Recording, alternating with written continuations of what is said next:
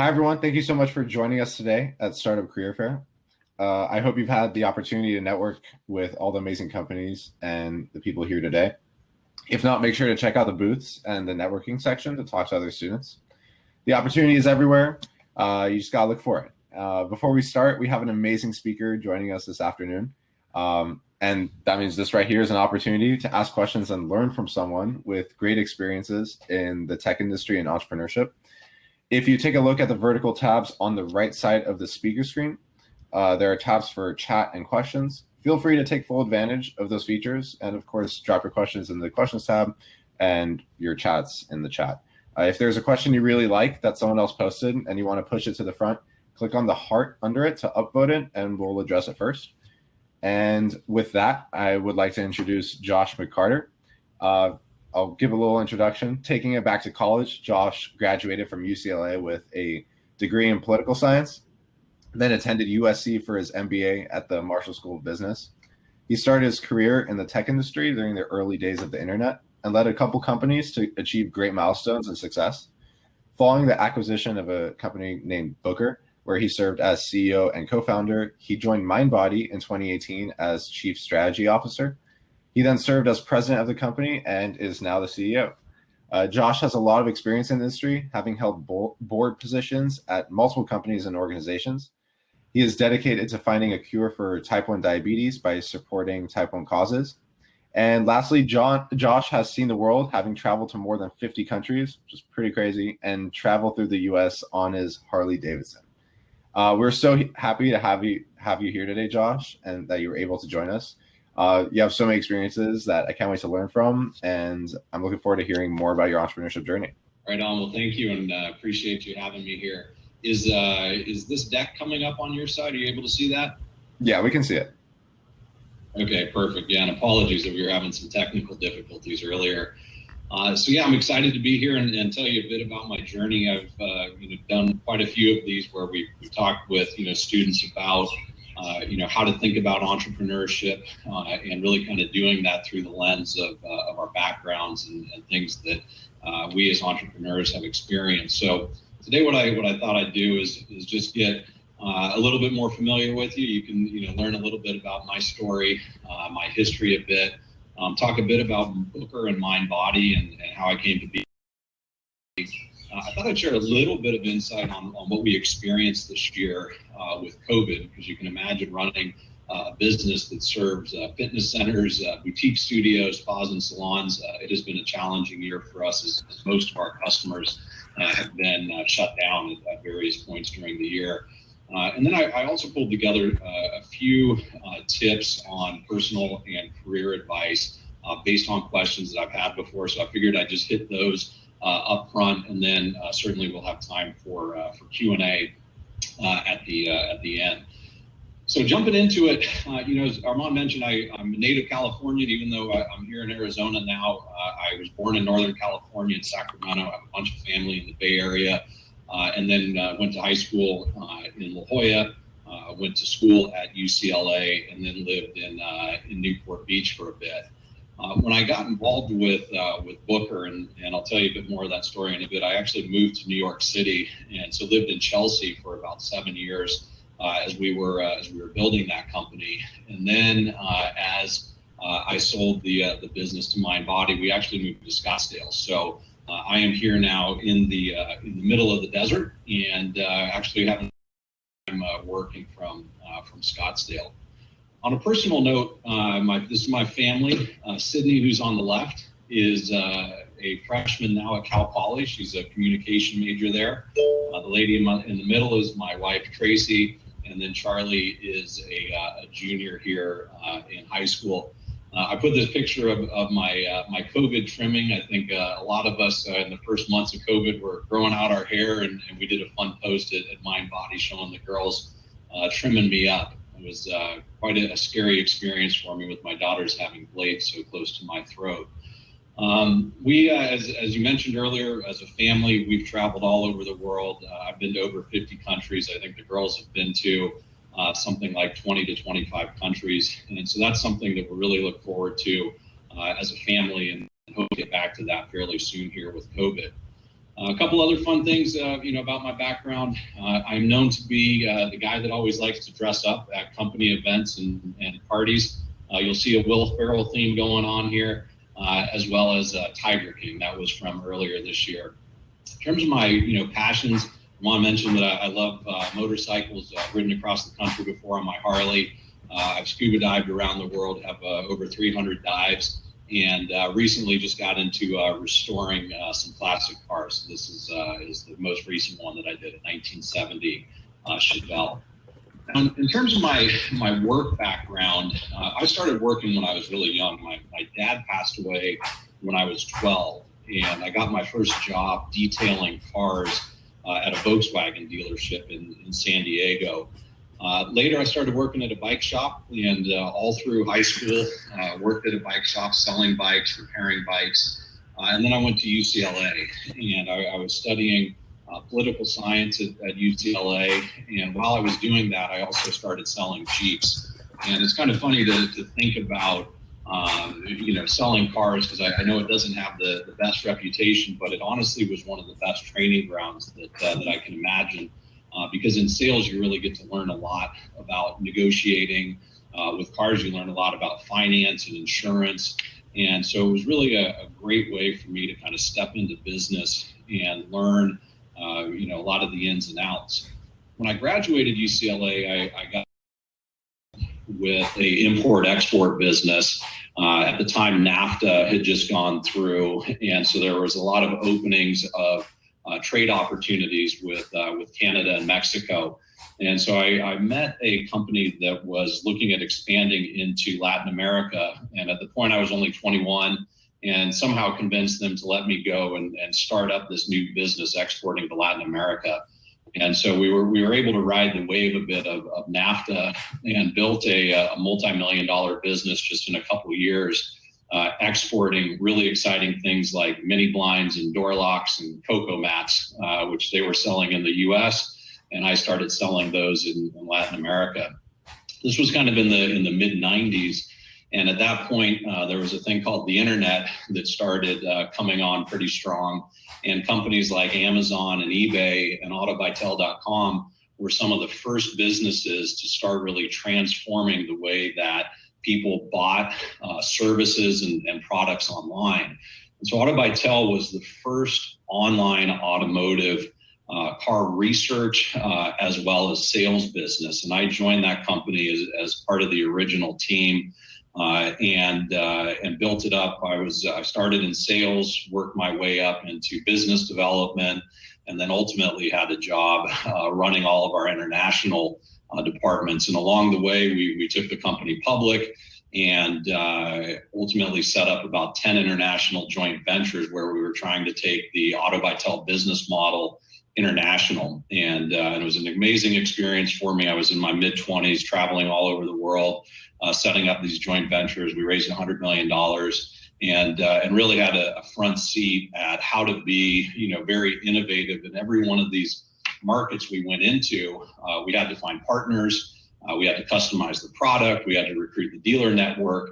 And so they were effectively a bunch of startup businesses that we established. And so it was really, interesting to see and learn through the lens of how business is done in different countries. And also to be really at the forefront of the internet revolution that was starting back in the mid-90s. Now, while I was at Autobytel, I did go and get my MBA at USC. That was focused on entrepreneurship and strategy. And then I joined a business called Spa Finder that was really focused on the broader wellness industry and helping spas connect to consumers. Think of it like Open Table, but for spas. And so that was a business that, I joined. I stayed on the board when I left, and I left to join some friends from business school who had just recently started a company called Arbitech. And this was still a startup stage business we took what we called a technology arbitrage approach to selling commodities. And so this was commodities like you would see in data center equipment, memory, hard drives, controllers, and so forth, Doesn't sound very exciting, but I can tell you, I joined the company, I was doing a few $1,000,000 of revenue. 3 years later, we were doing 150 million in revenue. We were rated the fastest growing company in the US in Entrepreneur Magazine. We placed multiple times in Inc. And we had awards for the best places to work in Orange County. So it was a great business to be a part of. And we rode that up to a couple $100 million of revenue. From there, I ended up going back to work with some people from SpaFinder that within SpaFinder started a booking engine. And I made the analogy of SpaFinder being like OpenTable. And so Booker was that booking engine. And we took that and really expanded it to be a business management and marketing system that was focused on spas and salons. And we built that business over 7 years and ended up selling it to Mindbody. And I'll tell you a little bit more about that story here in a minute. So Booker began, as I mentioned, as just a small product inside another company.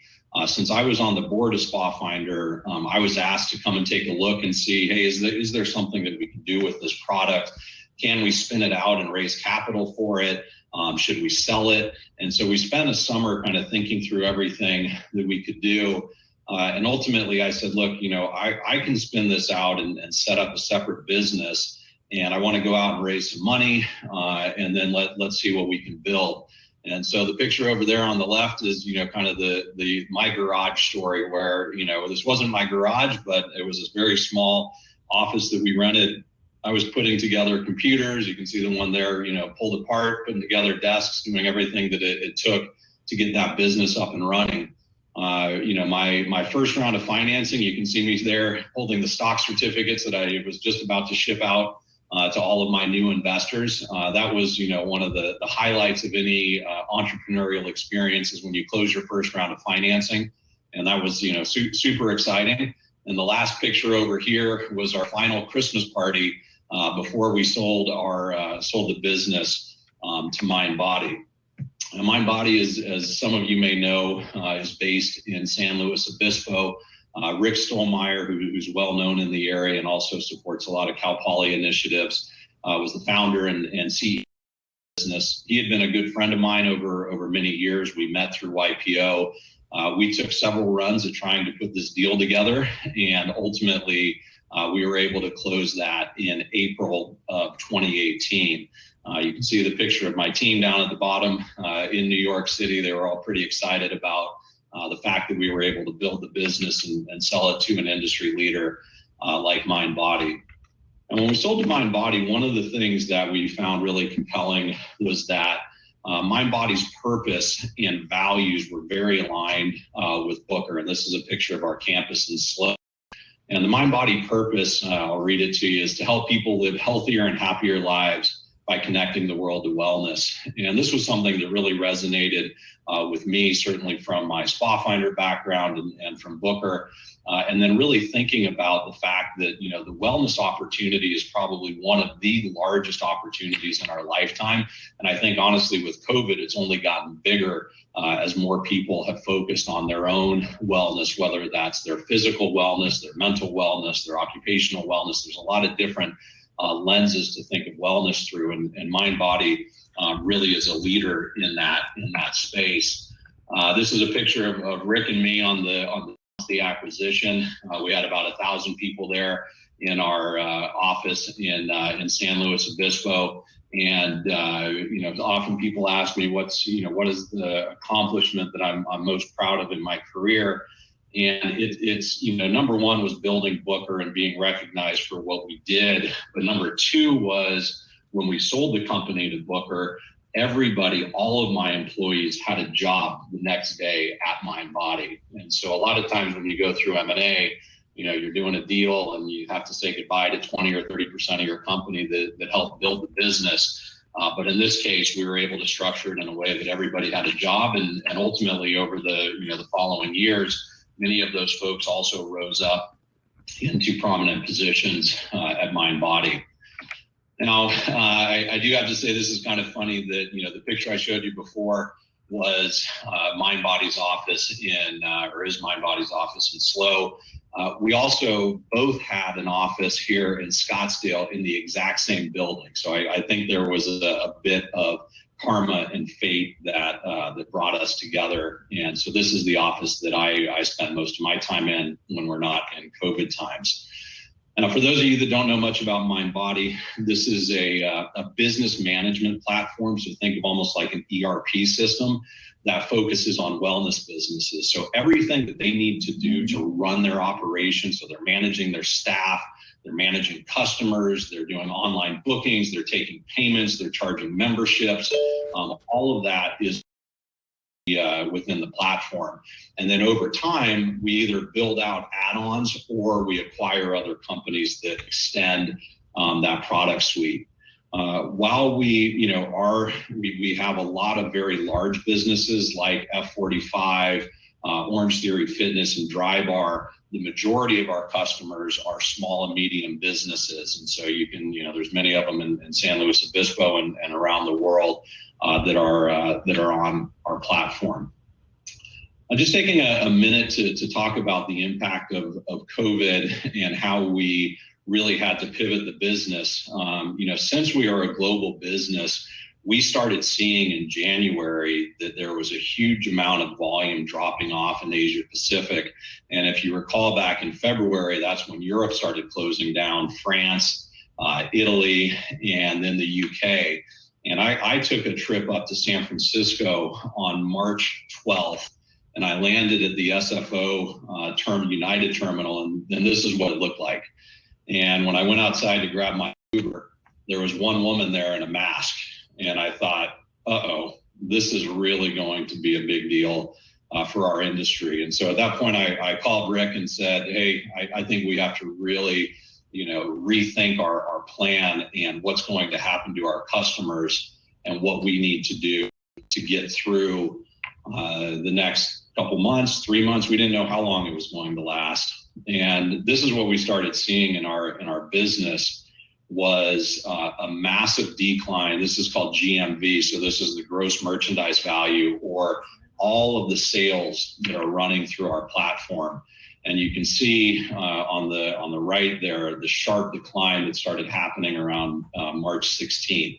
And that was as every state started going into a shutdown.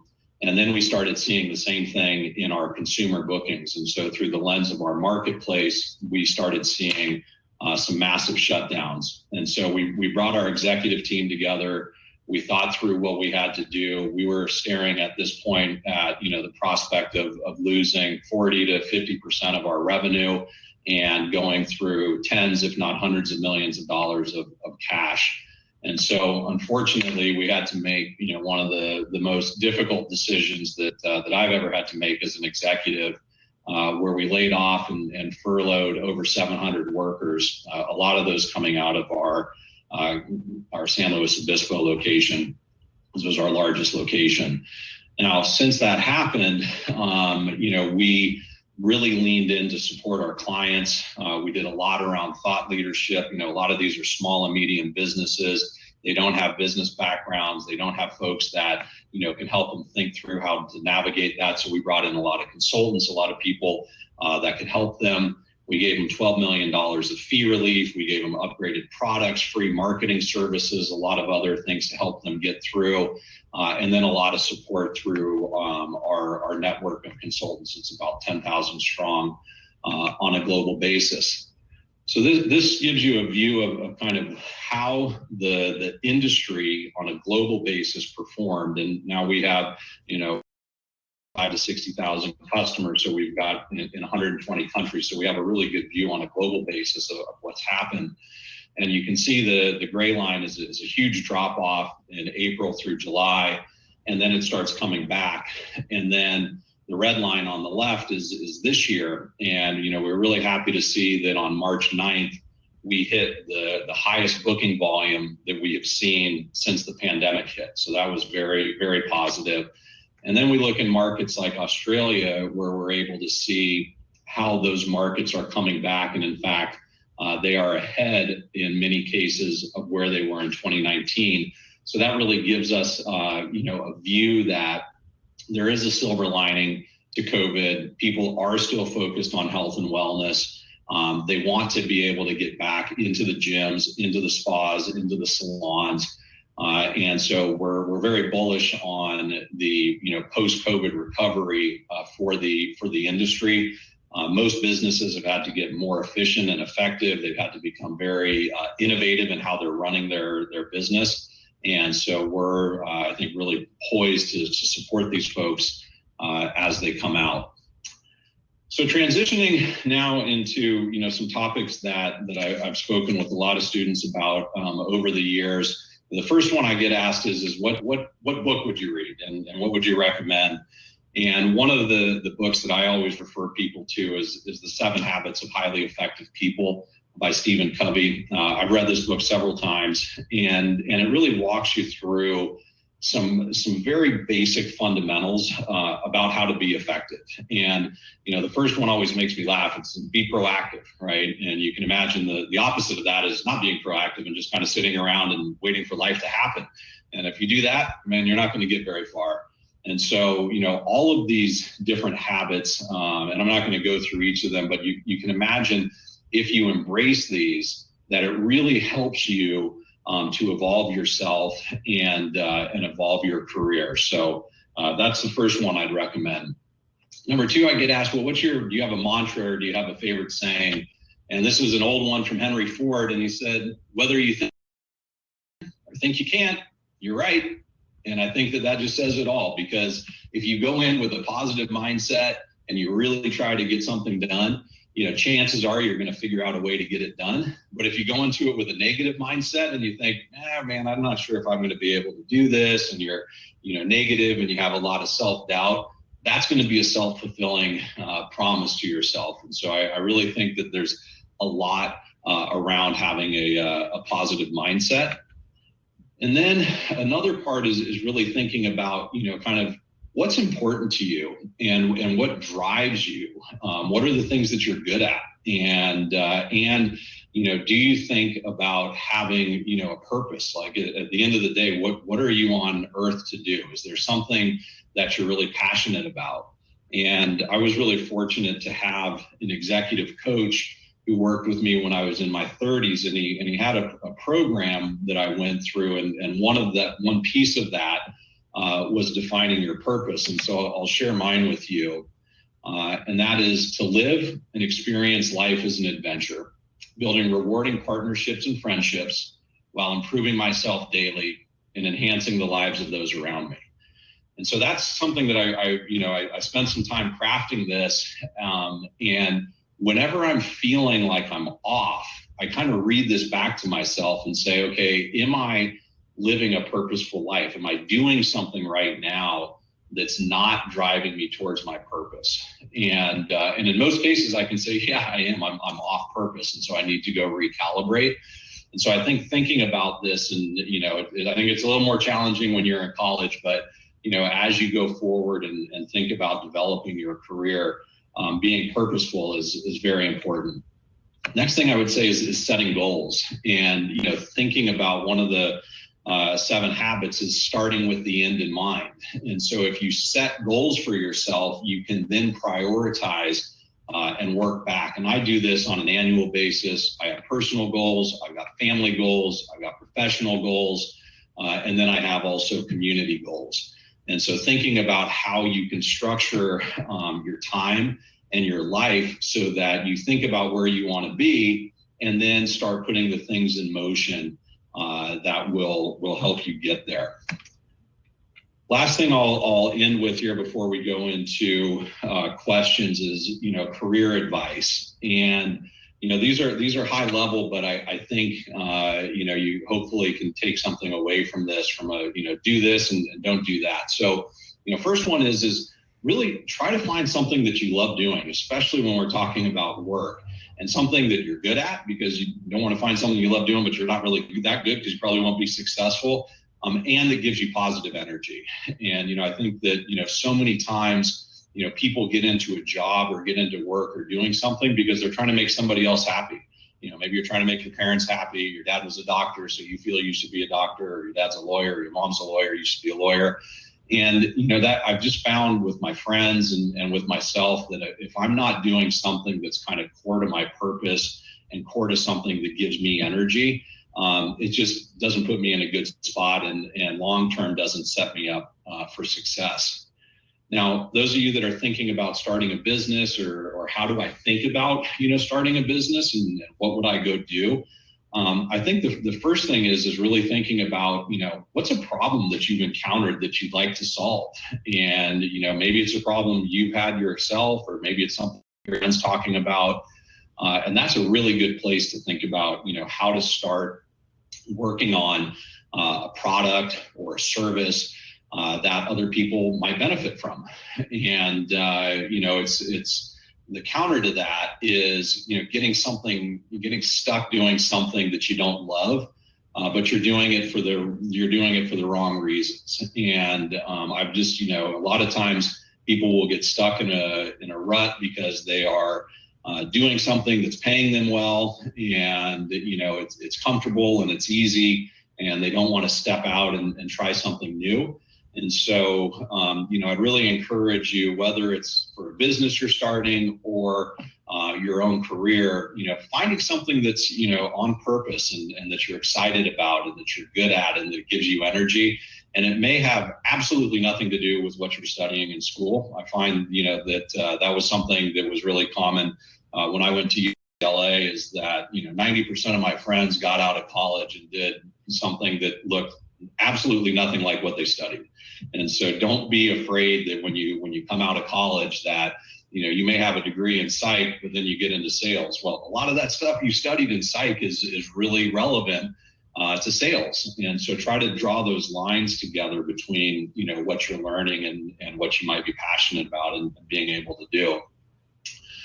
Another one that I think is really important is this idea of being a learn-it-all. And it's a term that I've espoused the concept, but this is a term that Vista uses, and Vista is the private equity firm that took Mindbody private a couple of years ago for $2 billion. And they have a big investment in their executive teams and trying to teach people, best practices. And they talk about, so, be a sponge and absorb. Don't think that you know it all, because I guarantee you don't. And if you have that view that you're a know-it-all, what ends up happening is you kind of repel other people that want to be there to learn and grow and co-create solutions together, versus being there and having you just tell them all the time what they should be doing. And so, learning it all is everything from, being open to learning new ways of working and living. It's spending time with your customers and hearing what their pain points are, and trying to figure out how your products or services can solve that. And I can tell you that's one thing I love about my job, is every single day I'm learning something, and that's what keeps me going, day in and day out to give it my all. The last point is taking risks, and I should say calculated risks, because you can take dumb risks that ahead of time are not worth taking, but sometimes you have to take a calculated risk. And I'll tell you that a personal experience for myself was when I was at Arbatech. We were at the top of the Entrepreneur 100 and Inc. 500, and doing our best, making a lot of money, a couple $100 million in sales. And I decided that long term, that's not where I wanted to be. And so I ended up deciding to punch out. And when I did that, I was fortunate that we were able to do a recap on the business. I was able to make some money as part of that. But I didn't have anything lined up. And so going from, a high growth business that's on the front page of, the local business journal every few months, to not having anything lined up was a big leap. And, ultimately I was able to figure out, something pretty compelling with Booker, and built that into a success. But I will tell you that it took me months to get there, because I was afraid. And I was afraid that, I had young kids, I had a wife, I had responsibilities, I had a mortgage. And I thought, man, what happens if I fail? over the course of the next few months, I realized, boy, what happens if I don't try? And so that trying has led me now to be CEO of Mindbody, and it's a super exciting place to be. And I look back and say, had I not been willing to take that risk at that point, I wouldn't be where I am today. So I will leave you with that, and I think that we are ready to move to questions. Yeah, let's get right into them. Thank you so much for that. I really appreciate all the advice that you gave. It's invaluable for college students. It's like all we seek. So the top question right now is, how has your MBA been valuable in your entrepreneurial journey? And would you recommend an MBA for our Cal Poly undergraduate students? Yeah, so I have mixed feelings on MBAs. For me, getting the MBA was an important step because it gave me some of the foundational business knowledge, accounting, finance, economics, and so forth, that enabled me to be able to talk with folks that had been in business longer, because I was young when I got my MBA. I was in my mid-20s. And it enabled me to have those more sophisticated conversations and to understand metrics and terminology and so forth that I otherwise wouldn't have. I also had my CEO at the time told me, he said, if you're out and you're working for a big company, so think IBM or General Motors or whatever, and you're competing against another person and he or she has an MBA, you got the same, else, performance X, Y, and Z, likelihood is they're going to give the job to the person with the MBA, because it just shows that they've invested some extra time. They probably have, some better insights in certain areas. And so that's what really propelled me to go get my MBA. And the fact that my wife first got into the program and kind of told me she wasn't going to see me for a couple of years. So I figured it would be good if we did see each other together. So we both got our MBAs at the same time at Marshall. And, I would say that looking back, I'm very happy that I have my MBA. I didn't love the $100,000 of debt I went into to get it. But that's been paid off. And I feel that I'm happy that I had it, and that I've also learned a lot more in day-to-day work and the experiences that I've had than I ever learned through my MBA program.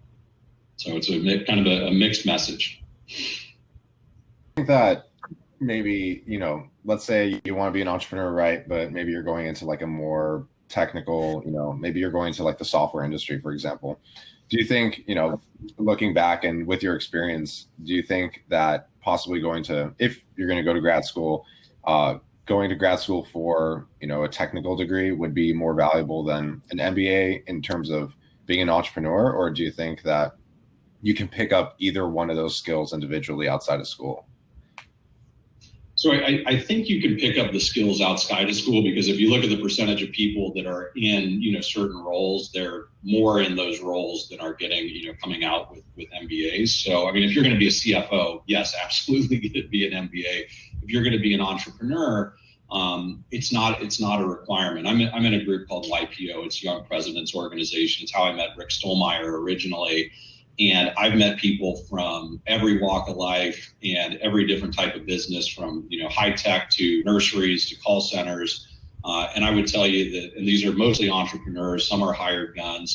The vast majority of them do not have MBAs. So it is not a requirement to be successful. Now, saying that, one thing on the entrepreneurship side, there are schools that have great entrepreneurship programs. USC has a great one. I know that Cal Poly is developing theirs with the CIE there, and a lot of the programs that they have. And so I actually think if I was going to go back and get an MBA again, I would really focus on entrepreneurship, because most of those programs help you think through what is it to start a business, right? And, whereas when you go for kind of like a general MBA, you're going in and you're learning about, it's almost like taking your GEs at the beginning of college, right? You got to take finance, you got to take accounting, you got to take marketing. And so there's a lot of things that are good general knowledge enhancers, but you don't walk out of there saying, okay, I know how to build a business plan. I know how to go get funding. I know how to build, get a product market fit and do that kind of thing. That's what the entrepreneur programs teach you.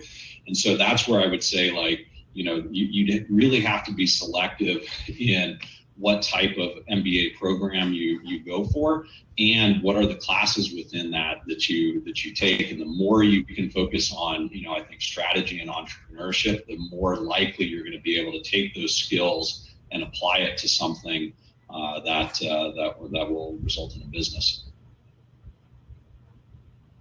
Thank you for that advice. I have another question. By the way, everyone, feel free to ask questions in the question box. It's the second tab on the right. So my question is, wellness services are often expensive for consumers in need to take full advantage of. How is Mindbody's business model structured to meet your goal of being accessible? Yeah, that's a great question, and certainly something that we've spent a lot of time thinking about this year, especially with a lot of the issues between social and racial injustice, and providing more access to folks that have traditionally not have access to wellness services. So the first place that that we're looking at is, we think virtual is a great equalizer, because it doesn't, the cost of doing something through virtual is a fraction of what it is in person. At extreme, it's free. And in our business, most people are charging $5, $10, $15 for a class. And many of our customers are actually offering free classes now. This is virtual classes, whether it's on demand or live stream, to first responders, to people that don't have the economic means to pay for it, because their incremental cost of doing things on virtual is pretty low for adding more folks. And so that's one thing that we've looked at through the consumer lens, is how to feature those type of classes that are lower cost base, and get that to folks that just can't afford the higher price. And honestly, students fall into that category as well. The other thing that we're looking at is for underserved communities, how to help entrepreneurs in those markets also open up shops, give them resources that they might not otherwise have access to. So, discounts on software and marketing services, but then also access to a coach or a mentor, somebody that's built a business like that before, so that they can benefit from the best practices. And so I think you have to do it on both sides, because like if you think about the communities where people go in person, they're not driving 10, 15 miles away. They want to have something that's in reasonable proximity to their house. And if they're living in a socioeconomic disadvantaged area, 9 times out of 10, those type of services don't exist there.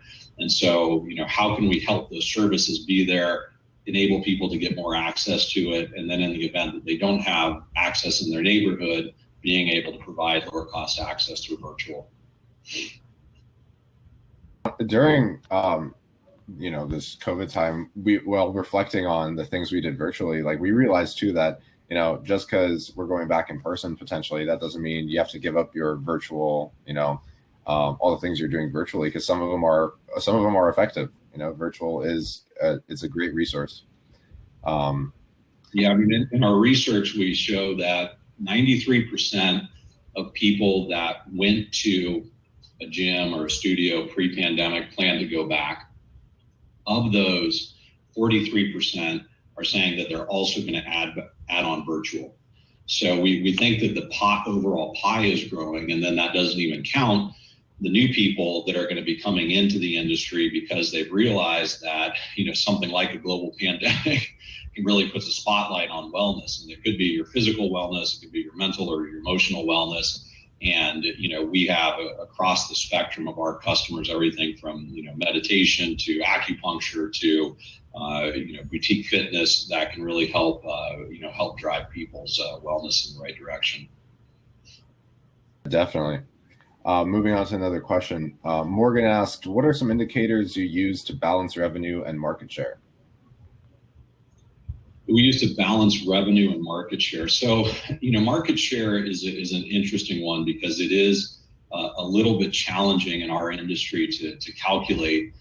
Strangely enough, there's not like a great census of the number of businesses in our categories.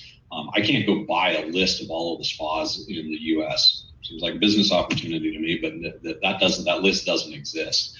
And so as we do it, we have to really triangulate on what our percentage penetration is, and really also within a bunch of different subcategories. So when you think of fitness, you could think of at the very big end of the spectrum, it's the large clubs, the LA Fitness and the Equinox, and then at the small end, it's boutique.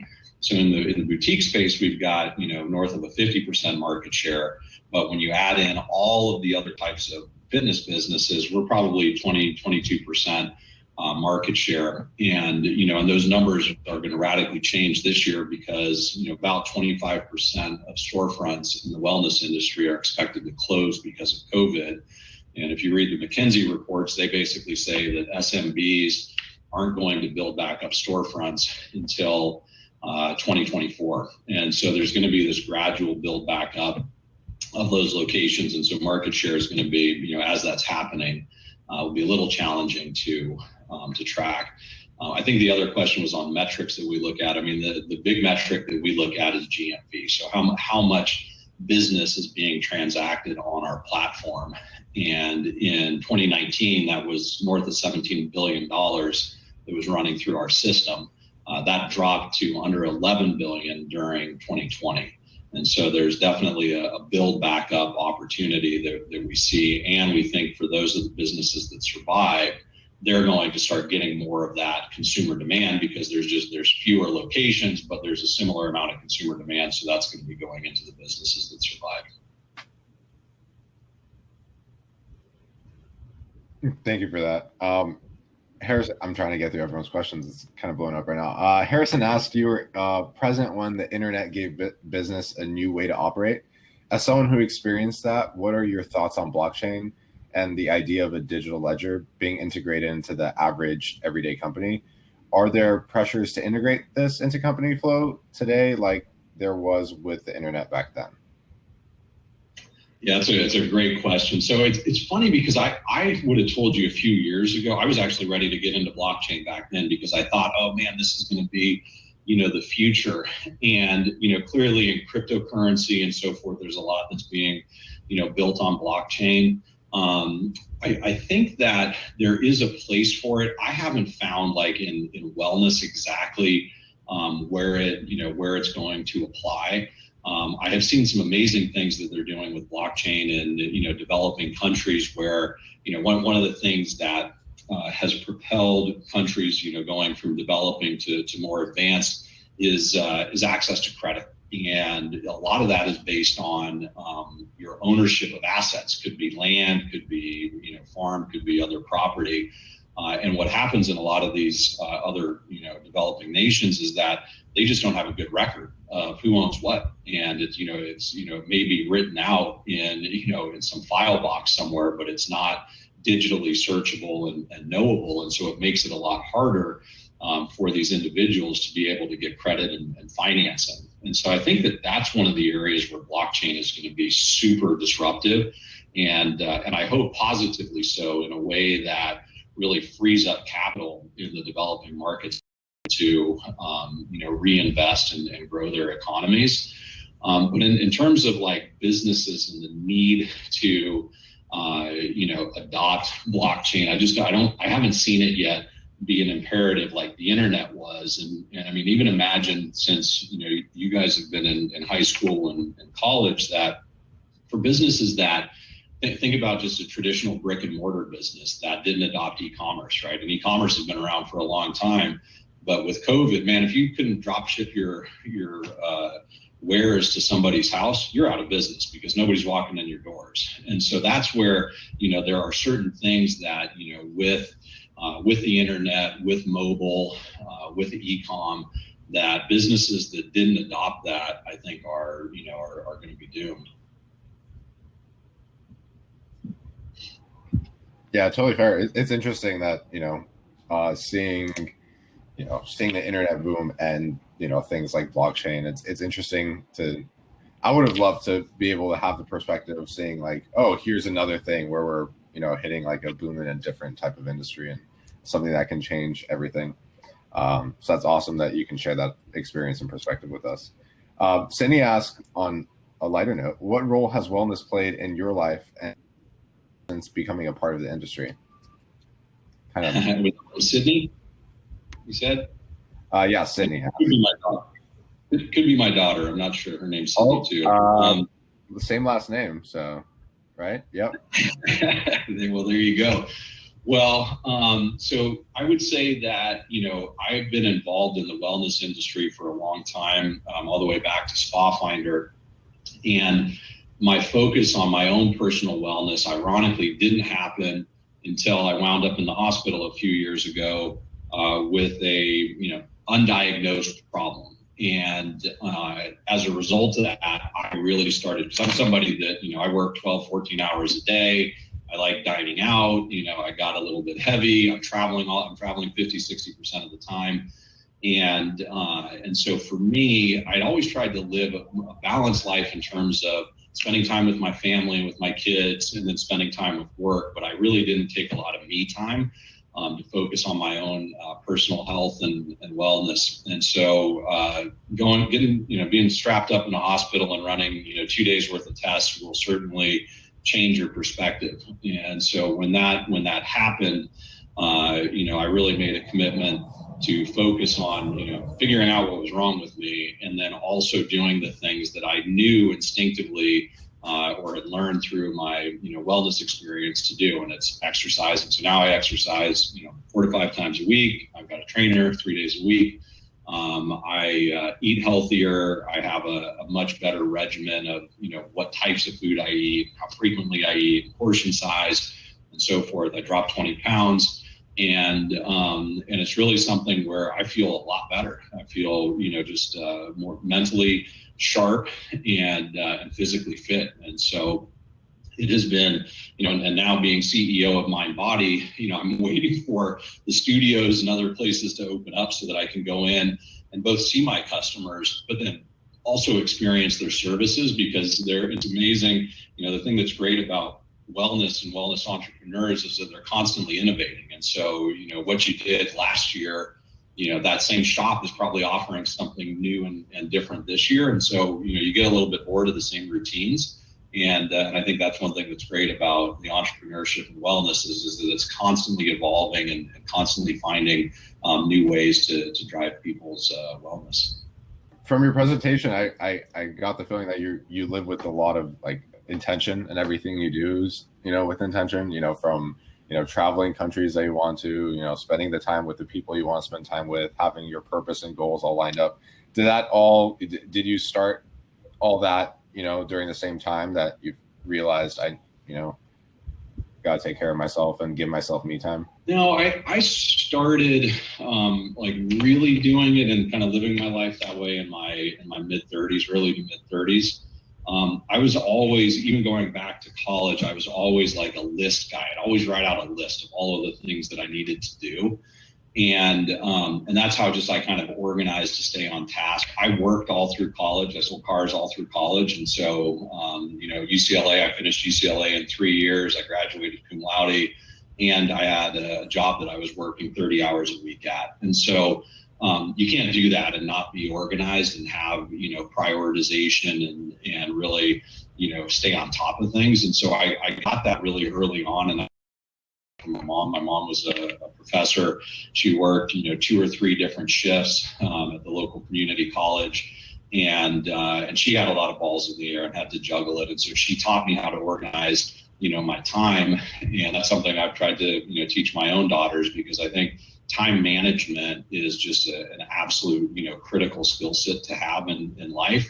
And then, as you start, advancing in your career, really thinking about, what are the things that are important to you, and how are you going to make time for that? And your friendships, you'll find over time that, people that you were friends with at one point, I've kind of looked at friends that, take energy versus give energy, and folks that take a lot of energy are no longer part of my life, and the people that give me energy and I give energy back to are the relationships I invest in. And so you have to kind of look at a really broad spectrum of, living the type of life you want to live, and making time for those things that are important for you, and giving back, because I think, all of us that are on this call are very privileged to, live in the United States, which I think is the greatest country in the world, have access to educational opportunities like we do, have the freedom and democracy that we do to be able to go out and pursue our dreams. And so, we also have to be able to figure out how do we give back to those that are less fortunate and help them find a path to their own, kind of liberation and success. Most definitely. Thank you for that. I want to, our time's almost up, so I want to finish up the questions. One last one from Morgan. What are some lessons learned from merging companies and cross-training? That's a great one. We could have a whole separate call on that. So I think the first thing is that, when you're acquiring a company, it's really important for in this case, Rick and I had a relationship and we had good alignment on where we wanted to wind up, 3 months, 6 months, 12 months. And so there were no surprises. And I think that no surprises is a really important thing just in general in business and being transparent with your intentions. And so, that's one. Number two is, alignment around values. And that was one of the, I've got the slide in the deck, but we didn't have time for it, which was a mapping of the Booker values to the Mindbody values when we came together, and they mapped almost one-to-one, even though the words were different. The values, the corporate cultures were very similar, and that's really important. And you have to suss that out up front to figure out, what is it going to be? Because bringing companies together is challenging. And, if you've got one company that's really transparent and you share your numbers like we do, and you celebrate the wins and you do all of that, and you've got another company that's really closed, they don't talk about that stuff. It's a very stifled, political environment. It's like adding, oil and water together. And so, understanding those things up front, and then having a very detailed integration plan. And, this can be, the integration plans on Booker, for instance, were 100 pages long, and it was multiple tracks, it was timelines per track, it was dashboards. And so there are, best practices in running integrations. And so, if you ever buy a company and you've never bought one before, definitely either consult with a business that specializes in doing integrations, or look it up on Google and try to do your best. It's interesting how, you said that Booker and Mindbody was working in the same building, and the values were one-to-one too. It really was like calling your name that merger had to happen, huh? Or the acquisition. Yeah, we feel very fortunate that it came together. I can tell you, when I found out, a couple years before we sold to Mindbody, that they had opened an office in the exact same campus we were in Scottsdale. I gave Rick a call and gave him an earful about it.